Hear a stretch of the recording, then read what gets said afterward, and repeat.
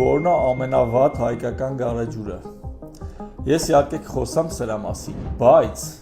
ձեզ հիասթափություն է սպասվում։ Այսօր փորձել եմ շատ պարզ ու կարճ պատմեմ, թե ինչ է գարեջուր։ Գարեջուրի 4 հիմնական բաղադրիչներն են՝ ածիկ, գայլուկ, խմորասունկ ու ջուր։ Craft գարեջրագործությունը սրանց նաև ավելացնում է տարբեր այլ բաղադրիչներ։ Օրինակ մենք բարի վայնի արտադրության մեջ օգտագործում ենք չիլ, չամիչ, կոնյակ։ Մենք արդեն պատրաստ ստանում ենք ածիկը,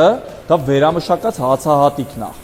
Առաջին փուլում ածիկը ջարդում ենք աղացի միջոցով։ Ջարդված հացահատիկը եփման կաթսայի մեջ խառնում ենք տաք ջրի հետ ու ստանում ենք քաղցրահյութ։ Դրանից հետո այն զտվում է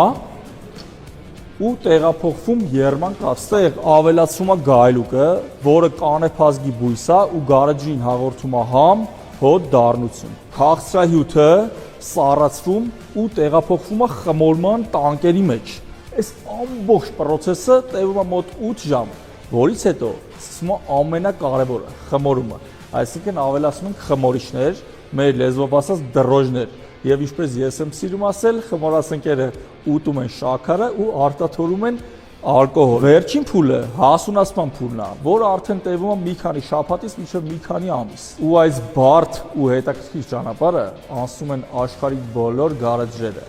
անկախ վատ թե լավ լինելուց։ Իսկ ամենավատ հայկական գարեջրի մասին ես չեմ ուզում խոսամ,